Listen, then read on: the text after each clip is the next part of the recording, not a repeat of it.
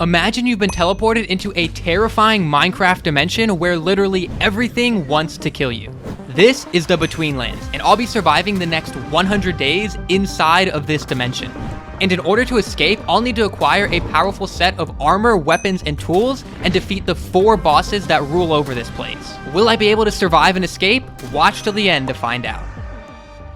So on day 1, I spawned in and immediately noticed that some sort of strange zombie creature was already walking towards me. So I quickly grabbed a couple of logs and used them to make a crafting table and wooden sword and took this weird zombie creature out. Then I crafted myself a wooden axe and continued to collect some more logs. As I was doing this though, a fish jumped out of the nearby pond and started attacking me. Thankfully, I was able to take it out, but I was now dropped down to half health and had definitely got the message that nothing in this dimension was friendly. There was also another one of those strange zombie-like creatures swimming towards me, so I decided to get out of that area as fast as possible because it definitely was not safe. But I quickly realized that there wasn't really anywhere that was safe in this world, because as I was approaching another body of water, I was attacked by 2 crabs at the same time, dropping me down to half a heart of health. Somehow though, I was able to quickly run away and survive this attack, but now I was really scared. With my health now at the lowest possible amount it could be though, and my hunger quickly dropping, I knew I needed to get myself set up with some materials ASAP if I was gonna survive.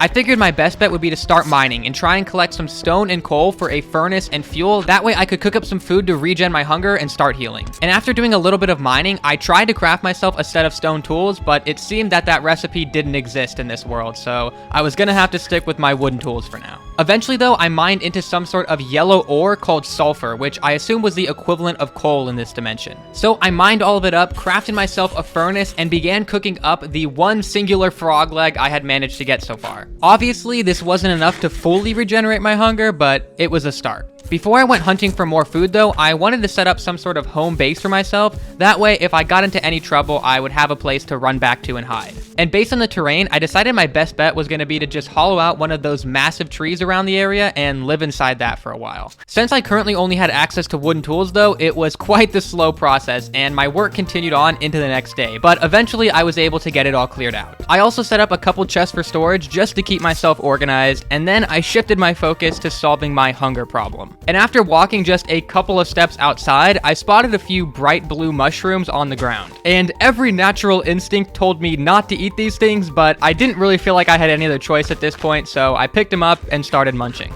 And to my surprise, they actually did regenerate my hunger and solve that issue. And they also caused me to start having visions about today's sponsor, Rec Room. Rec Room is a free-to-play social game with voice chat, and it is the best place to build and play games together with your friends. You can either choose to explore one of the millions of already player-created rooms, or you can build your own game for you and the rest of the community to check out and play. Personally, I had a ton of fun playing the paintball game mode, where your objective is to capture the enemy team's flag without allowing them to do the same. Rec Room is also available on a ton of different platforms, including Steam, iPhone, Android, Xbox, and PlayStation. And the best part is that it is fully crossplay, meaning that even if you and your friends are all playing on completely different platforms, you can still play the game together. And once again, the game is entirely free to play, so if you guys want to check it out, use my link down in the description below to download the game. And of course, thank you once again to Rec Room for sponsoring today's video. So after that experience, I decided that these mushrooms would only be a good food to eat for specific situations, and I started hunting around for some other sources of food. And I actually managed to kill one of those anglerfish that I fought earlier and got some meat from it. But then as I continued looking around, I accidentally walked over a poison frog and got attacked by another one of those crabs,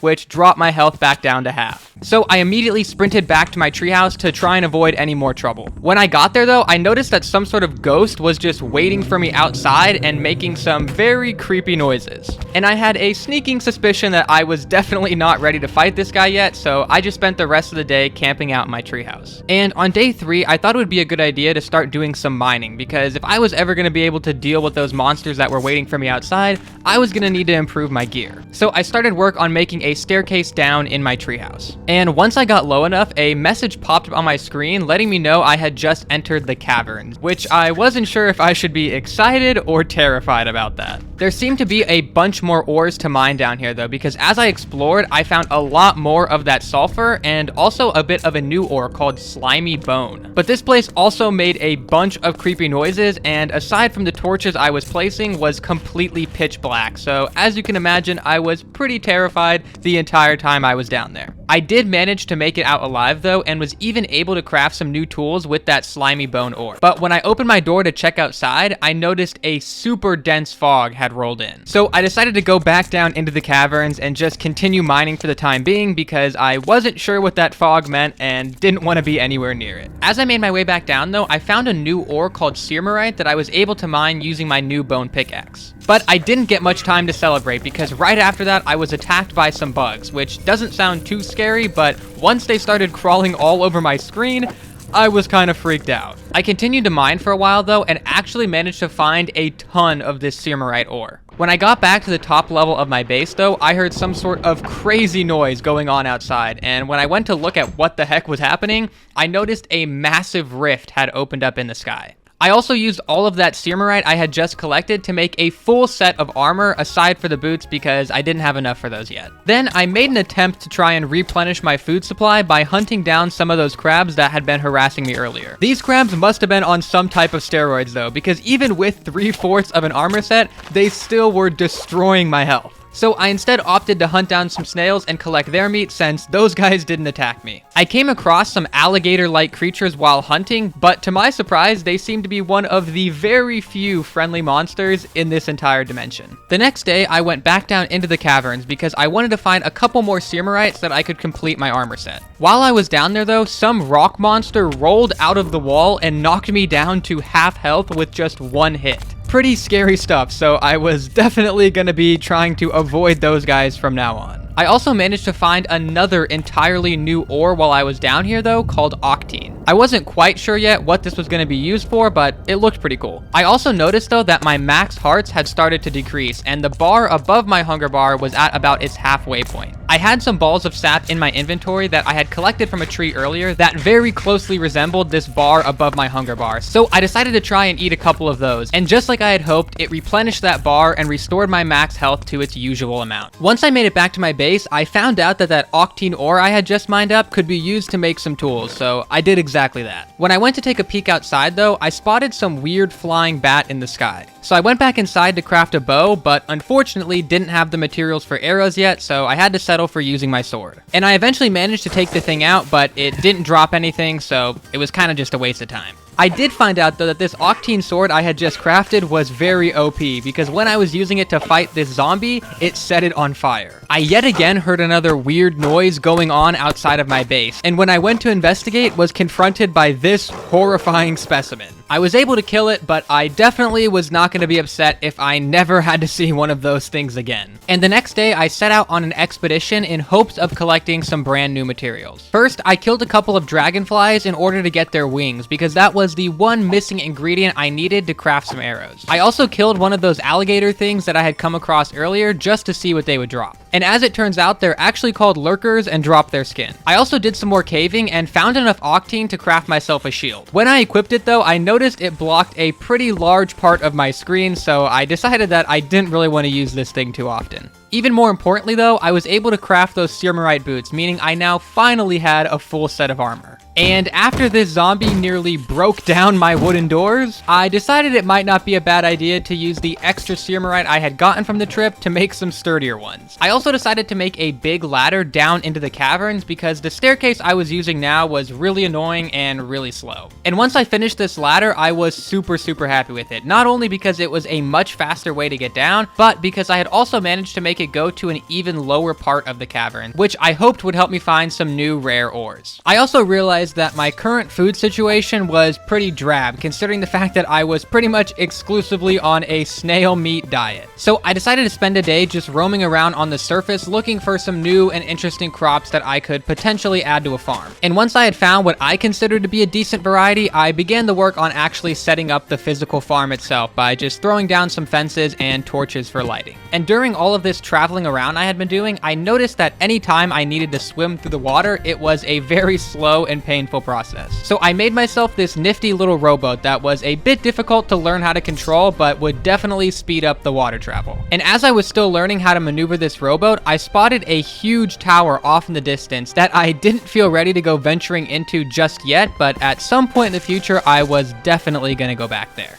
I also used a net I had crafted to capture myself some geckos and a dragonfly, and once again, I didn't know exactly why I was getting these things just yet, but I figured they would have to have a use for me at some point in the future. And on day 16, my inventory had become completely full with all of the new items I was collecting, so I rode my way back home. When I got back though, I was once again attacked by one of those disgusting creatures called shamblers. But I noticed that every time I killed one of these things, they dropped their tongues, so I looked in to see if there were any recipes that was used in. And as it turned out, if I could just get a couple of teeth from those anglerfish, I could actually craft myself a grappling hook. So as you can imagine, the next day I set out on a hunting trip for those anglerfish. And throughout the day, I actually killed quite a few of the fish, but for whatever reason, they just weren't dropping very many teeth. So my hunt continued on into the next day. And those lurkers ended up coming in super clutch because they automatically hunted down the anglerfish, meaning I was able to just go and grab a bunch of extra teeth from ones they had previously killed. And as I continued to explore around, I ended up spotting a massive tree off in the distance and thought this would be a perfect opportunity to craft my grappling hook and test it out. And similarly to the rowboat, I had a little bit of trouble getting down the mechanics of how to use this thing, but eventually I made it to the top of the tree. And there was some sort of fruit seed hanging from the vines on the tree when I got there, so I decided to collect as much of these as I could so that I could plant them at my farm later on. As I attempted to descend the tree though, I accidentally fell a massive distance and ended up with half a heart.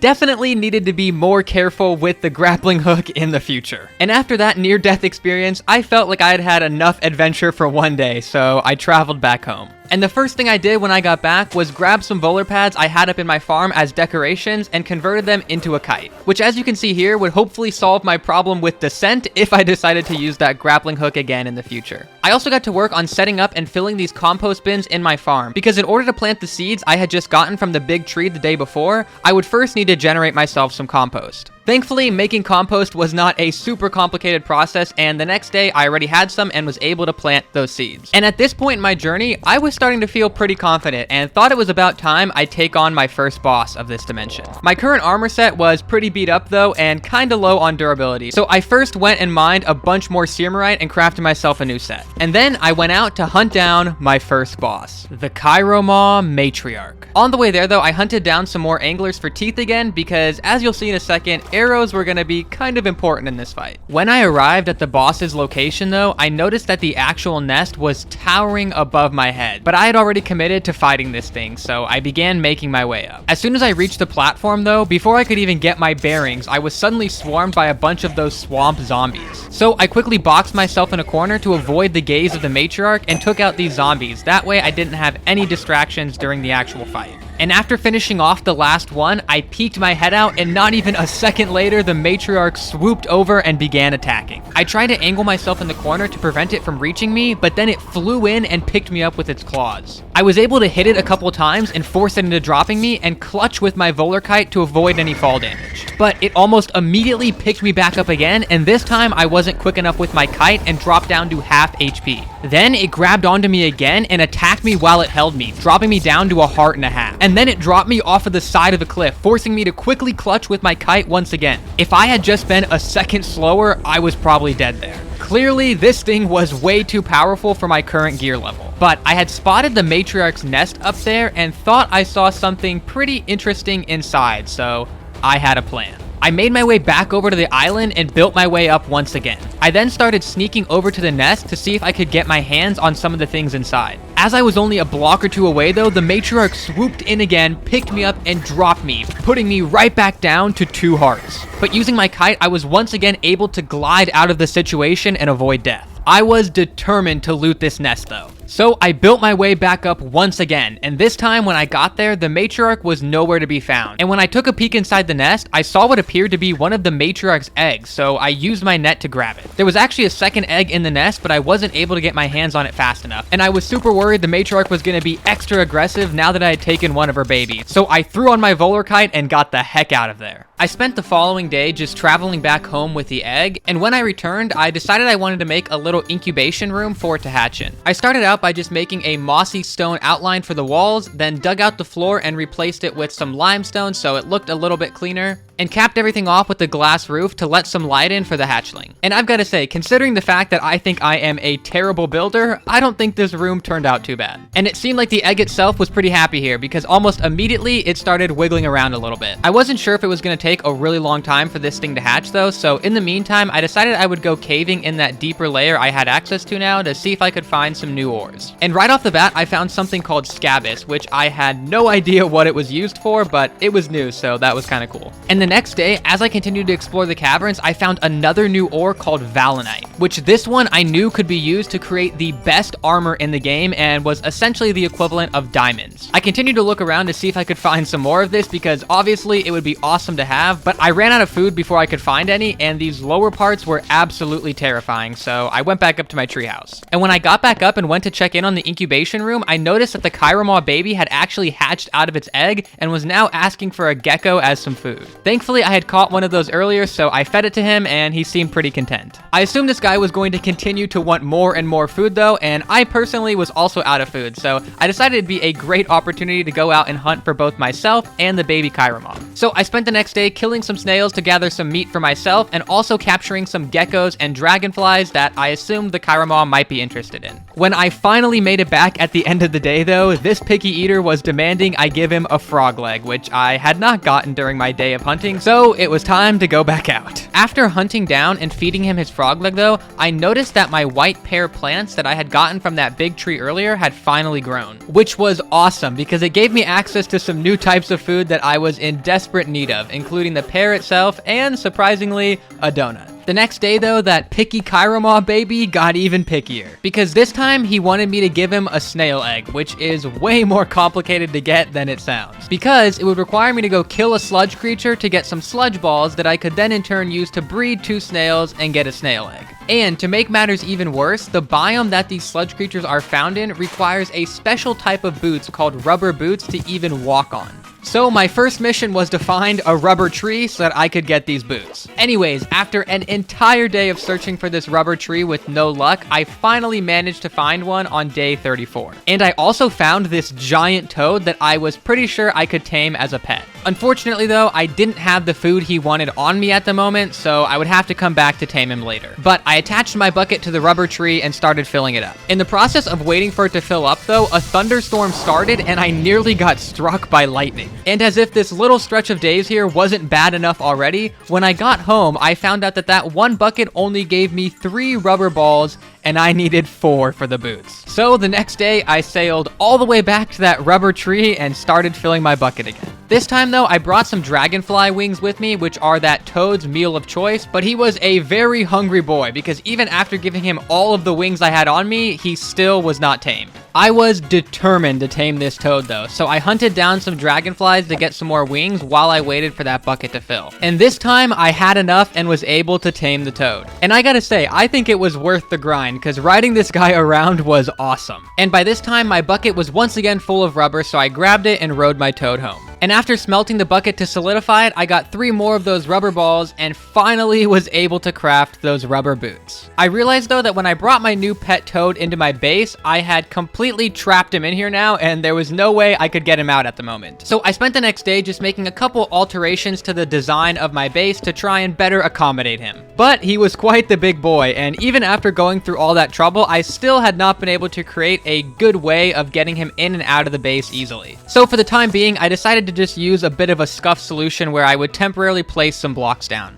As it would turn out though, this toad completely solved my issue of even needing those rubber boots in the first place. Because when I got to the biome where those sludge creatures spawn, I was actually able to just ride around on my toad at full speed with no issue. So I spent a little bit of time collecting some sludge balls there and then bred 2 snails to get my first snail egg. But I had already decided that it would be in my best interest to start a tiny little snail farm at my base just in case this Chiromaw baby ever wanted another snail egg. So I collected 2 more eggs and then got to work on setting up the layout for this snail farm. As I was working on building the farm though, the sky suddenly started to transition into a blood red color. And when I went outside to investigate, there were some very haunting noises and I could just tell something was wrong. And as I was walking back towards my treehouse, a swamp zombie suddenly started sprinting at me. And when it hit me, it did 4 whole hearts of damage, which was way more than usual. So it seemed like this blood fog had turned the swamp zombies into a super version of themselves that was both stronger and faster. I managed to make it back inside of my base safely though and finish my build. But I gotta say, with the blood fog looming overhead, the build looked very eerie. And the next day, the blood fog still hadn't cleared up, which was about to be a bit of a problem. Because in this dimension, any tools you carry on you are constantly corroding,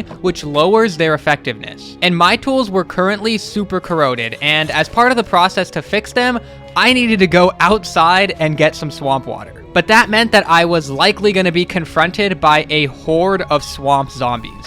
And when I stepped outside, that's exactly what happened. And they attacked fast, quickly dropping me down to 3.5 hearts in the blink of an eye. Thankfully, they seemed to be much slower than me in the water, so I was able to get the swamp water I needed and escape back to my treehouse. As I was in the process of removing the corrosion from my tools though, I spotted some weird rat creature that I had never seen before right outside my base. And for some reason, I thought that I needed to go fight this thing because maybe it was going to drop some exclusive loot or something. Which immediately turned out to be a huge mistake, because after getting overwhelmed by all the mobs outside, I started to run back into my treehouse and got knocked down to 1.5 hearts. And the day only got worse when I went over to my farm and noticed that the rain had put out all of my torches and also was starting to flood the ground. Thankfully though, the next day, things finally returned to normal when the blood sky cleared up. But there was still a massive horde of mobs surrounding my entire base, so I needed to clear them out somehow. And basically what I did was just set up a super scuffed trap in my farm area, lured them all into it, and took the majority of them out.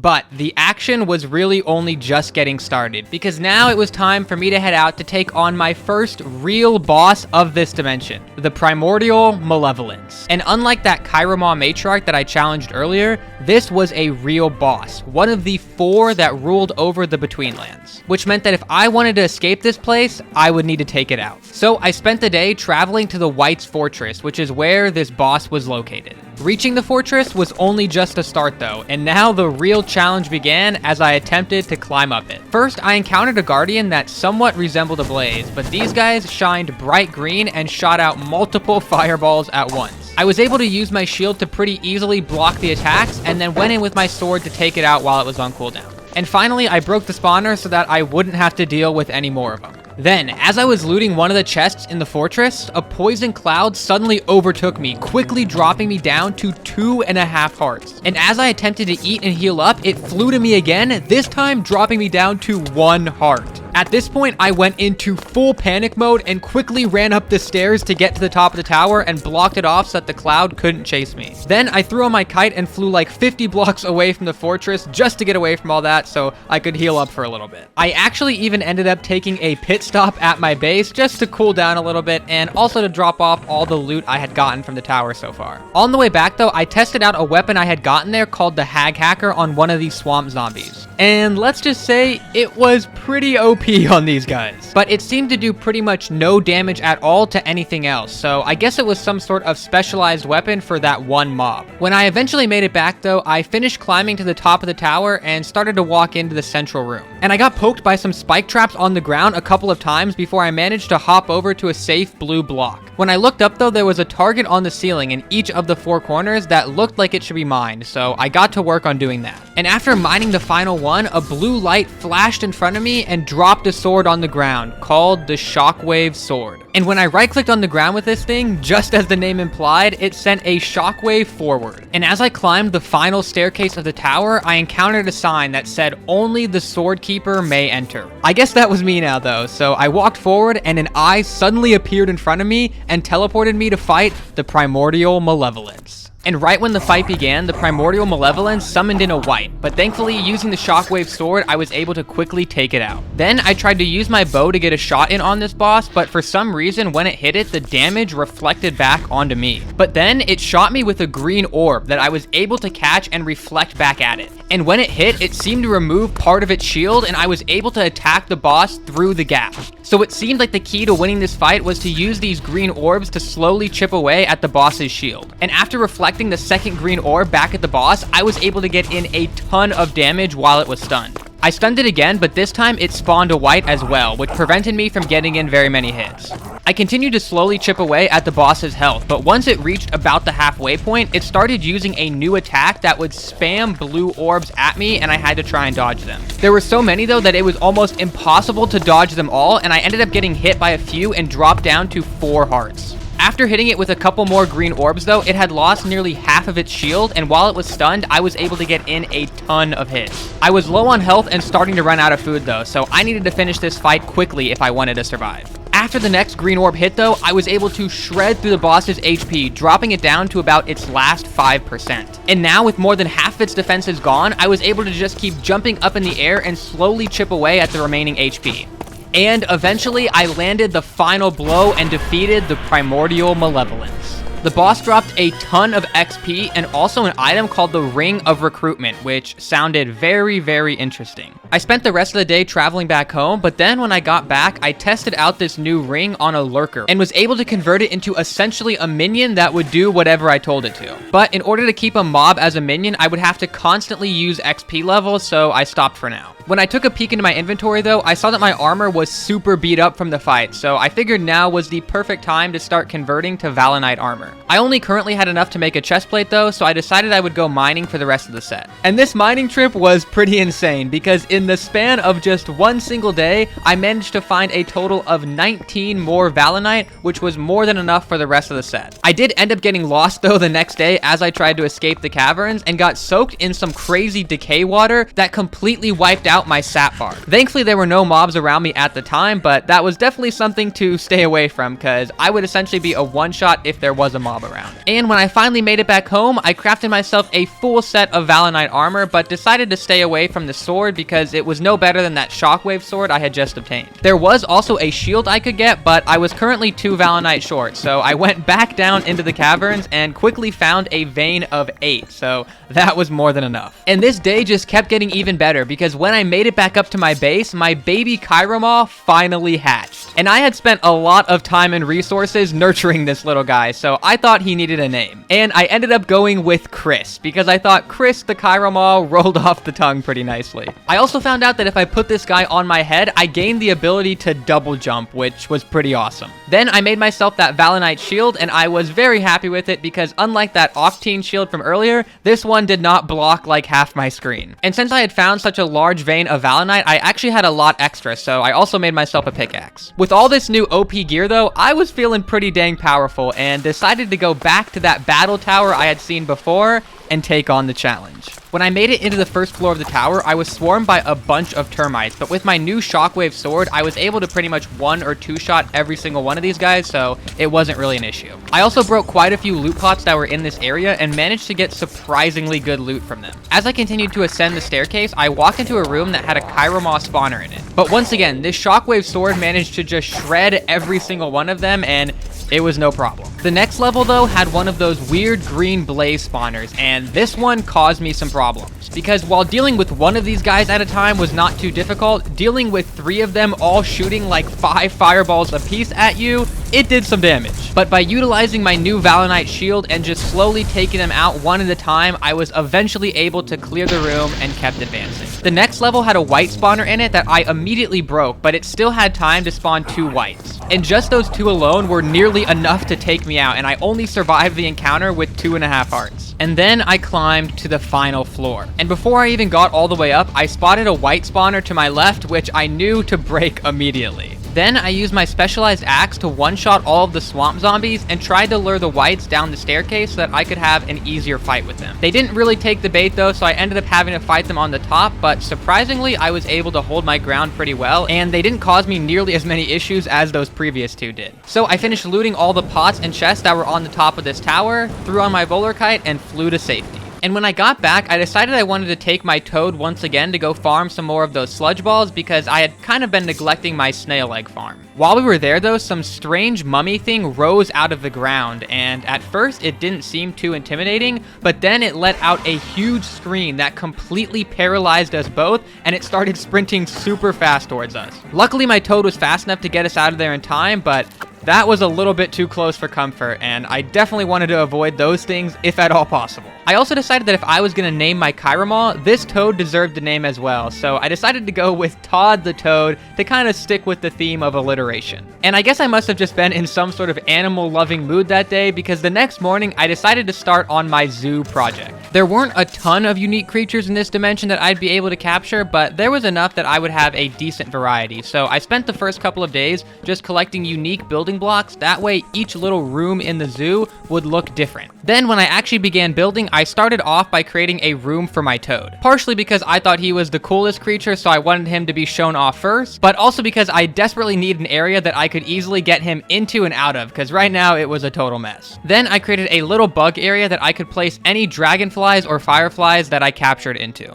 And finally, I made a room for a lurker. It was a bit of a challenge to actually get it into the room, but using the ring of recruitment, I was able to force it to follow me, and that simplified the process a lot. And once again, I certainly do not consider myself to be some sort of crazy good builder. In fact, I think I'm pretty terrible at it. But I honestly don't think this little zoo area turned out too bad. I think the only downside to it was I just didn't have enough time to make even more rooms. But with that project now completed, it was time to shift my focus to my second boss battle in this dimension, the Spirit Tree. I first fixed up all my tools and weaponry by removing the corrosion from them, and then I set out to find the boss. And when I arrived, I spotted some small faces on one of the logs surrounding the big tree. As I got close to them though, these little faces started spitting balls of sap onto me. So I started swinging my sword at them to see if I could kill them. But while I was doing that, waves of tree root spikes started coming up through the ground and doing some pretty big damage to me. So I decided to step back for a second and regroup just to figure out the best way to approach this situation. I noticed that one of the small faces I had killed though had actually dropped a mask, and I tried to equip it to see if that would stop the little faces from spitting any more sap balls at me, but it didn't work. I eventually decided to just try and push in towards the main spirit tree anyway though, and see if I could do some damage. And surprisingly, I actually managed to get a few good hits in, but then it started shooting tree spikes out of its face at me that did some massive damage. And as I stepped back, it hit me with another tree spike attack through the ground, dropping me below half health, so I decided to back out for the time being. It had also become completely pitch black outside at this point though, so I decided I would wait for a little bit to see if maybe it would brighten up outside. That way I wasn't fighting the tree completely blind. I waited quite a while though with no signs of things getting any brighter, so I decided that I would just run around the spirit tree and spam place the torches I had in my inventory to try and lighten things up a little bit. And that actually worked out pretty well, so I went back in for yet another attack. This time, I started by shooting the tree with an octane arrow from my bow to light it on fire, and then followed that up with some attacks from my sword. After taking one too many hits though, I got dropped down to 1.5 hearts and quickly sprinted out of the way. I wanted to take this thing out though, so I went back in again, and this time after getting a bunch of hits in with my sword, I was able to block the majority of the tree spike attack using my shield. And while I was recovering from some damage I had just taken, another one of those rifts opened up in the sky and let a lot more light in, so I could finally see what was going on. I used this as an opportunity to go back in for another attack and got some quality hits in, but then I once again got dropped to 2.5 hearts. Luckily though, I was able to use my shield to block the rest of the tree spike attack and survive. This spirit tree was no joke though. And after healing up, I went in again, and this time I was able to get a bunch of strikes on the tree, and when he started to try and use his attacks, I was able to dodge them by jumping and blocked all the tree spikes using my shield, taking almost no damage. And just by looking at the texture of the mask, it was super broken, and I could tell I had almost defeated the spirit tree. I just needed to get a couple more hits in. I backed out one last time to regenerate to full health, and then went in for the final strikes. And after only a few hits, I had defeated the spirit tree. I collected the spirit tree sapling that I got as a reward, but then decided that I wanted to get out of there because the tree was rotting in real time, and I didn't want to see what happened when it fully died. Just like that though, I was back at my home base and had defeated 2 out of the 4 bosses I needed to in order to escape the dimension. During the battle though, my Valenite armor had become really damaged, so I was going to craft an item called the Animator, which would use life crystal and sulfur in order to repair it. As I put my first armor piece in though, I saw that it was using sulfur way faster than I thought it was going to, so I had to go back down into the caverns and spend the rest of the day collecting sulfur just so that I wouldn't run out. And then the next day, I was able to use the Animator on every single piece of my Valenite armor and fully repair it. but doing so completely depleted the one life crystal I currently had. So I figured that it wasn't a bad idea to go hunting down in the caverns for some more life crystal. There was one little issue though, and that was that life crystal was only found under the really murky waters that were basically impossible to see it. But if I could get my hands on a full set of lurker armor, it would provide me with the ability to be able to see clearly under these murky waters. So I spent the entirety of day 66 hunting down lurkers and collecting their skin before on day 67, I crafted myself a full set of lurker armor. And as you can see, in addition to making it easier to see underwater, it also increases your speed and how long you can breathe for. So this thing was going to be perfect for hunting for life crystals. And within just one day of searching, I managed to find 3 life crystals, which I was pretty sure was more than I was ever going to need. And when I made it back up to my base on day 69, I used part of one of these life crystals to fully repair my shockwave sword. And then I started on my journey to brew a potion, which usually isn't too hard of a thing to do in Minecraft, but in this dimension, it was an absolute nightmare. Basically, I had to grind up a ton of different plants, trap some geckos in some cages, and then test all of those plants on those geckos to find out what each one did. Then I had to craft myself a cauldron and throw in a bunch of those ingredients that I had just discovered. Then I had to use a bucket to take it out of the cauldron and put it into an entirely separate contraption that would actually turn it into a usable potion. And after literally 10 days of doing all this, I ended up with one singular potion of strength. And after all that, it was already time to travel to my 3rd boss fight, so I guess we were about to find out if this potion was worth the wait. And when I arrived at this next boss's location, the first thing I did was block my toad off into a corner towards the bottom, because the last thing I needed was this guy running away while I was in the process of fighting the boss. This place seemed to be some sort of a spiral tower though, and there was a very obvious staircase leading to the top, so I began to make my way up it. And when I reached the peak, I saw 4 octane plates that looked like they needed to be lit on fire, so I did exactly that. After lighting the last one though, 4 fire geckos spawned in and started attacking me. And at first, I didn't think these guys were too intimidating, so I was pretty aggressive in trying to take them out. But then out of nowhere, I got dropped down to 1.5 hearts and started taking them a bit more seriously. Eventually though, I was able to take them all out, but that was not the last thing that needed to be done at this tower. Because next up, I had to solve this big crazy light puzzle in order to unlock some crypts underground. And I won't bore you all with the details of how I solved this whole puzzle, so 2 days later, I unlocked the crypts. And it seemed like now I would need to progress through multiple layers of these crypts in order to make it to this boss battle. And at first, that didn't seem too bad when I was mostly just being confronted by these unintimidating worms. But as I progressed further and further down into the crypts, I started to burn through my food very, very fast, and the durability on my armor started getting decimated. Turning back was no longer an option though, so I plunged deeper. When I went to unlock the entrance to the 5th layer though, some crazy monster came screeching out.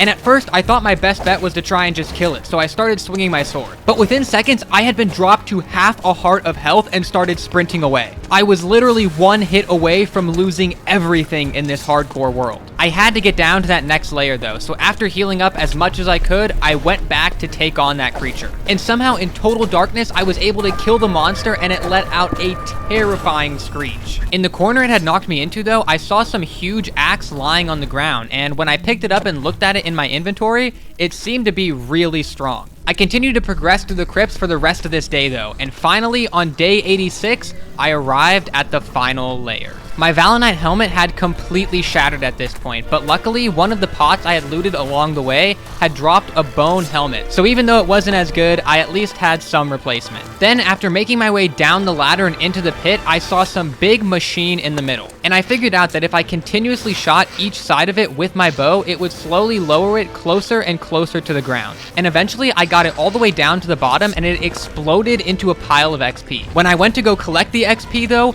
a sludge tentacle came bursting out of the ground. I took a couple of swings at it with my battle axe and did a little bit of damage, but with just 2 hits, it dropped me below half HP. So if I was gonna kill this thing, it needed to be quick. So I drank my potion of strength and crossed my fingers that it would actually do something. And to my surprise, when I started hitting it with my battle axe again, I was doing ridiculous amounts of damage. Like, seriously, I was doing 10% or more of its health with every swing. And within literal seconds, I had defeated the sludge menace. It was a very good thing that I had been able to take it down so fast though, because even in just those couple of seconds, it had knocked me all the way down to only 4 hearts. I knew there was supposed to be some pretty powerful loot hidden all around in these crypts though, so I started using a new item I had gotten called the Swift Pickaxe to dig around and look for it. Which, by the way, this pickaxe is completely insane and almost insta-breaks every single block. Anyways though, I first found an ancient greatsword, which seemed to be the counterpart to that ancient battle axe I had found earlier. And then I discovered the full set of ancient armor, which was even better than the Valenite stuff I was currently using. And to add on top of that, this stuff also just looked awesome, so I was super happy to have it. And when I eventually made it back to my base, I only kept getting more and more powerful, because I found out that these things called middle gems that I already had in my chest could be applied to armor and weapons to give things like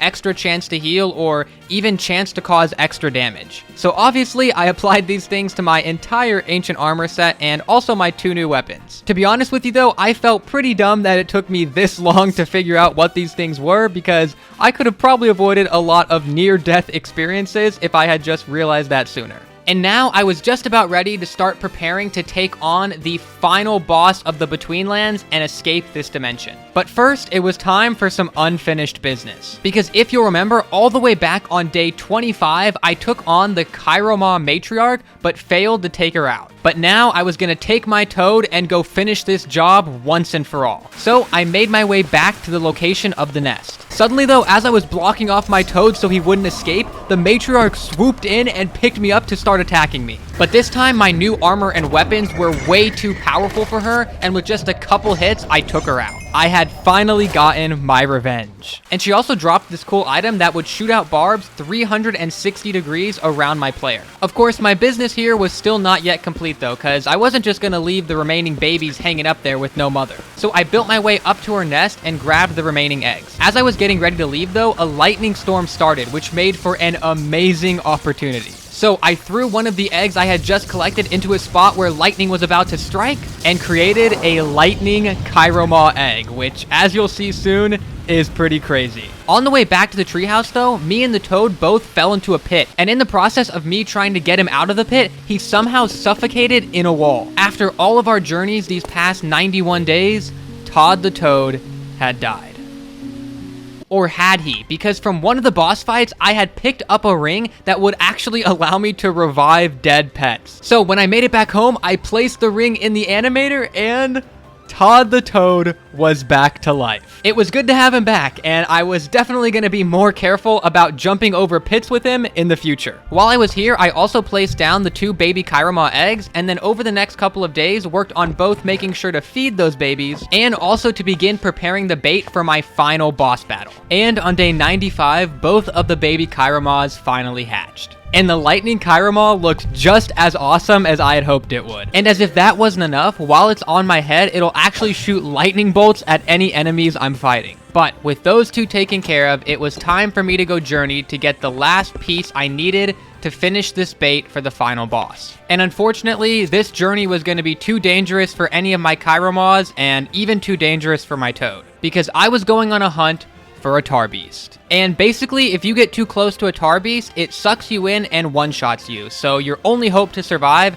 is to keep the fight ranged. And I somehow was supposed to kill like 4 or 5 of these things in order to get all the materials I needed to complete the bait for this boss. But it had to be done, so I traveled to the biome where they spawn and began searching. And when I arrived, I almost immediately spotted one, so I got its attention and started unloading arrows into it. And it started off pretty well, but then as I moved back a little bit more to try and keep my distance from the thing, I walked into some sort of block that almost completely stopped my movement. And for a brief second, my hardcore life flashed before my eyes. Thankfully though, I was able to make it out of the situation and eventually put the last arrow shot in the tar beast and took it out. And over the next day and a half, I repeated this exact same process 4 more times, and it more or less went pretty smoothly. But then I returned home, made the animated tar beast heart, and crafted it into mummy bait. And as day 98 came to a close, I arrived in the marsh where I would be fighting the dreadful Pete Mummy, the final boss of this dimension. So I found a spot that I thought would make a decent battleground and threw down the mummy bait. And when the mummy spawned in, I started by trying to use my battle axe because it had a gem on it that increased strength, so I thought maybe I could take it out quicker using that. But I realized that this guy was doing a lot of damage, so I instead opted to go back to my greatsword, which had the ability to heal me. I had already managed to take out a decent portion of the mummy's health though, but now it had spawned in a bunch of minions and I was completely surrounded. The mummy got a couple good hits on me and dropped me down almost to half HP, but I just continued to swing with my greatsword and managed to heal it all back in a few seconds. It seemed like he wasn't able to move as easily in water, which allowed me to continuously get hits on him while also keeping my distance. And just a few hits later, I swung the final blow, defeating the dreadful Pete mummy. I collected the pile of XP he had dropped and defeated his last minion, but just like that, I had officially conquered the Betweenlands. And when I arrived back at my base, I noticed some giant tree portal had appeared there. And I knew that this was my escape to my next journey, so I went through my zoo and said goodbye to all my friends, including Chris the Kairama and Todd the Toad. And I also made sure to free them all so they wouldn't be trapped here without me. And then I stepped through the portal.